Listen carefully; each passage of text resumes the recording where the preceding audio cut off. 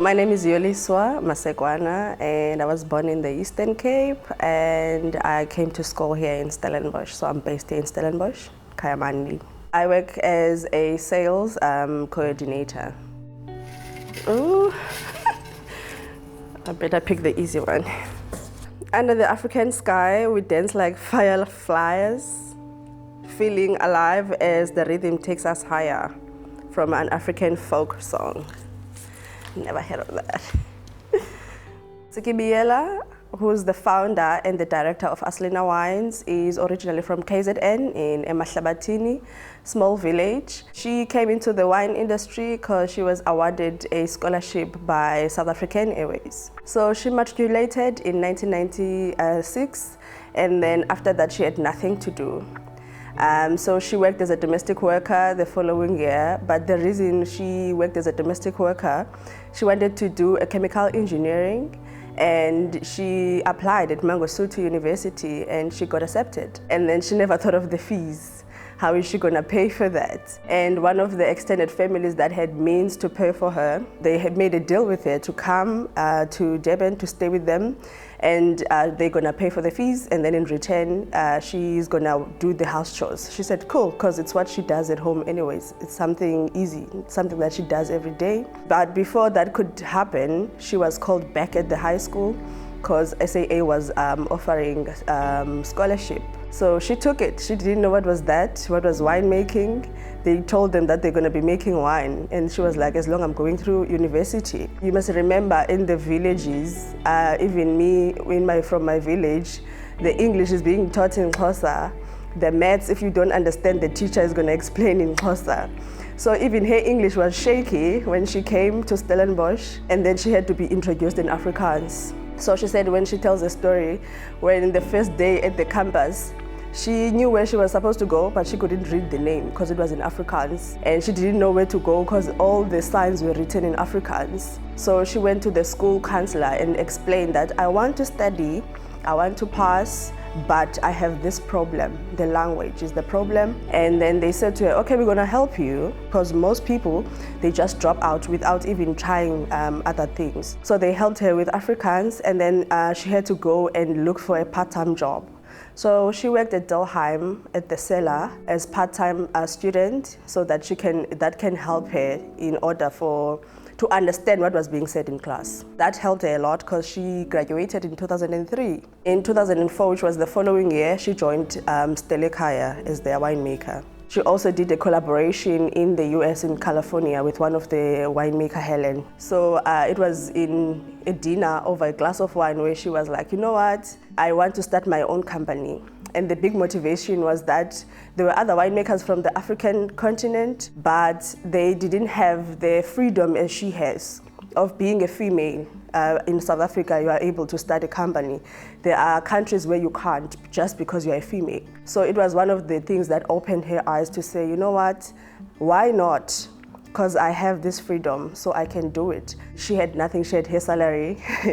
And then when she tells the stories, she had 4,000 bottles on that collaboration. She was gonna sell that 4,000 bottles and then plus her salary.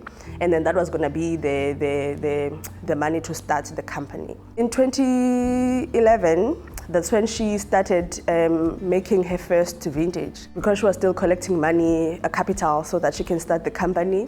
And then in 2016, that's when she branched out and started the company. My journey into wine, I knew nothing about wine. Wine was luxury. I only saw it on TV, on movies, when people are having dinner or lunch, and then they would have a glass of wine. So I went to the library every day to check if there's any job vacancies. And then I came across this newspaper that was talking about a learnership at PYD8, it's an academy that is here in Stellenbosch. They were teaching young people wine. I had no interest in that. I just had an interest on the money that I was going to get, the stipend, which was 1,500 Rand. And I applied, and then I got called to go to a recruitment camp. So it was for a weekend.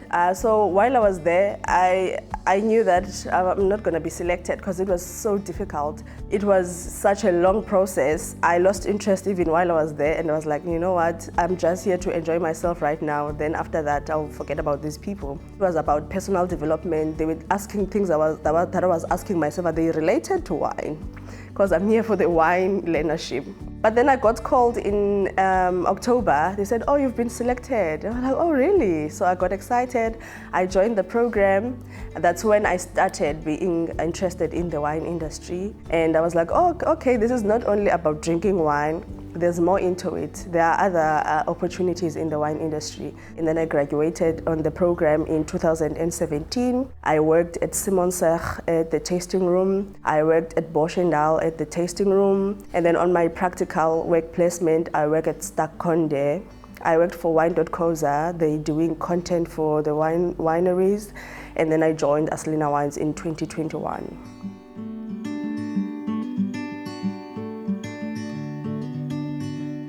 So this is our Cabernet Sauvignon 2021. So as I explained that when she started with the red wines because this is what she was doing at the previous job. She was doing the Cabernet, and then she did also a blend there. So when she started the company, she started with the Cabernet Sauvignon and the red blend that we will taste later. The Cabernet, we have old vintages starting from 2014. And she has had so many awards. Michelangelo Gold on the 2019. We have Michelangelo Double Gold on the 2018. And then on the 21, we haven't submitted, but we have the stickers for Veritas Silver, which is local award. And then we have 4 stars on the platters. So the grapes for the Cabernet are coming from Stellenbosch, which is a warmer region. It's also got a little bit of Petit Verdot. I chose this wine for winter. So we give our wines personalities, and also when we're doing tastings, we ask people, how does it make you feel? So we've got a lot of feedback saying this wine is like a playboy. So Cabernet is like a playboy because what it does, it teases you, and then you keep going for the next glass, the next glass. As you go on, you're looking for something that you like, no man, there's something that I didn't get on this wine. And then you go for another glass. That's why we call this a playboy.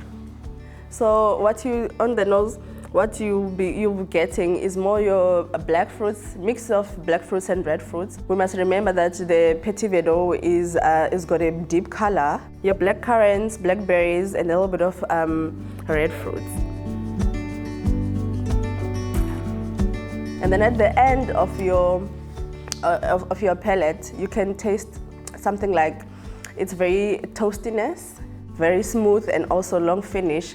Those are the influences of the barrel. So it was on the barrel for 16 months, but also we're not using the new barrel. We're using the old barrel because we don't want the barrel to overpower the wine. And then on the label we have the calabash, which is used as a vessel to drink African beer, umqombothi.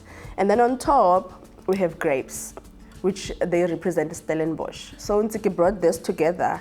It's like bringing cultures together. So the calabash represent KZN, where she comes from, and then the grapes, they represent Stellenbosch, where she is.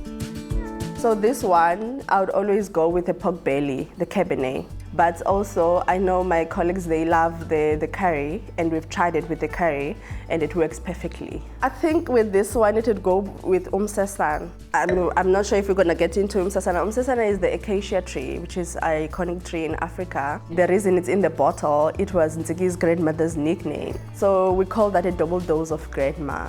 And Umsasana, it's like it hugs you. It makes you warm. It makes you wanna dance, like you are on your own universe. We call it also a love in a glass. So I'd say the song relates to Umsasana.